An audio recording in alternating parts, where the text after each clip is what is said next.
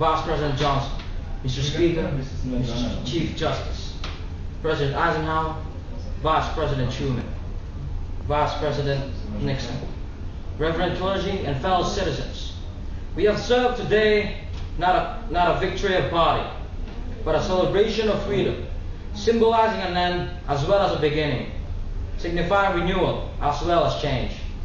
For I have sworn before you and Almighty God, the same solemn oath our forebears prescribed, nearly a century and 3/4 ago. The world is very different now, for man holds in his mortal hands the power to abolish all forms of poverty and all forms of human life. And yet the same revolutionary beliefs for which our forebears fought are still at issue around the globe. The belief that the rights of man come not from the generosity of the state, but from the hand of God. We dare not forget today that we are the heirs of the first revolution. Let the word go forth from this time and place to friend and foe alike, that the torch has been passed to a new generation of Americans, born in this century, tempered by war, disciplined by a hard and bitter peace, proud of our Asian heritage and unwilling to witness or permit the slow undoing of human rights, to which this nation has always been committed, and to which we are committed today, at home and around the world.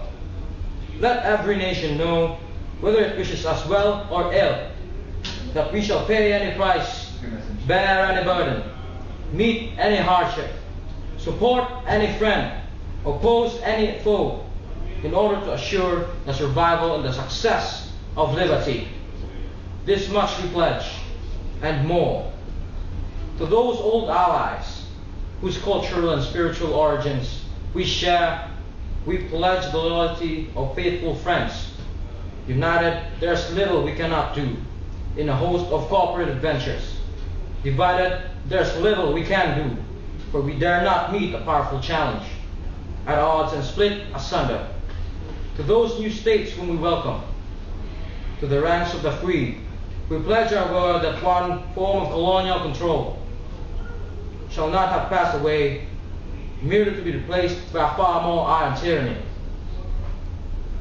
We shall not always expect to find them supporting our view, but we shall always hope to find them strongly supporting their own freedom. And remember that in the past, those who foolishly sought power by riding the back of the tiger ended up inside.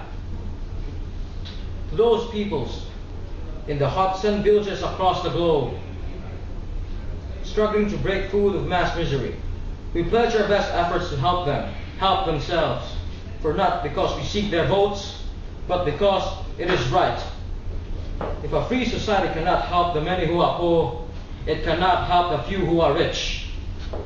To us, sister republics, south of the border, we offer a special pledge to convert our good words into good deeds in a new alliance for progress, to assist free men and free governments in casting off chains of poverty.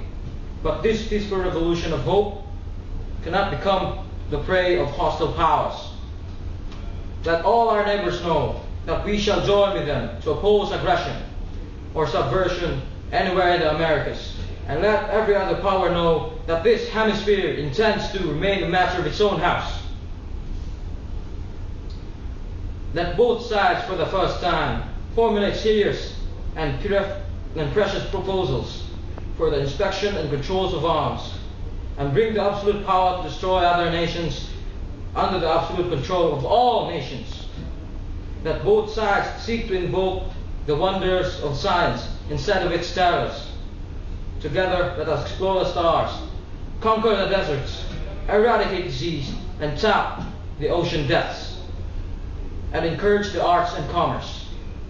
Let both sides unite to heed in all corners of the earth the command of Isaiah to undo the heavy burdens and let the oppressed be freed.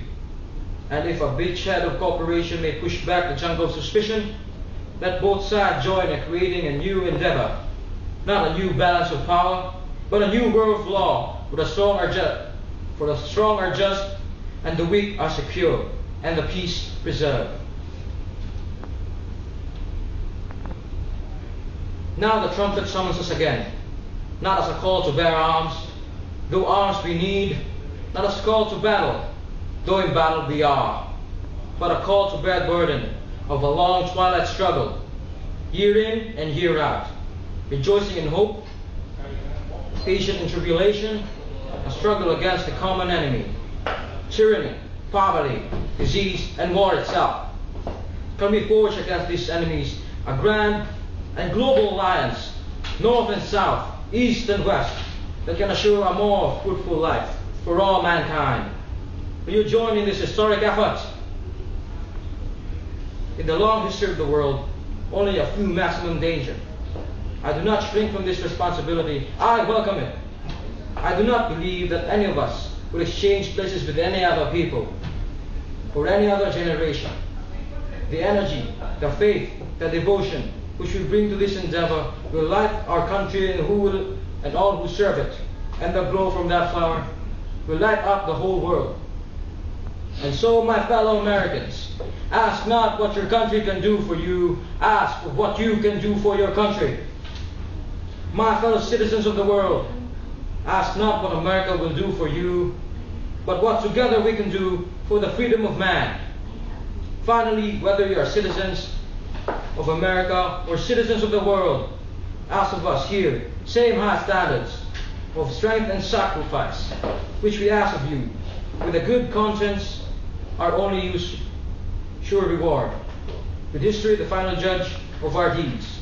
Let us go forth to lead the land we love, asking His blessing and asking His help, but knowing that here on earth, God's work must truly be our own.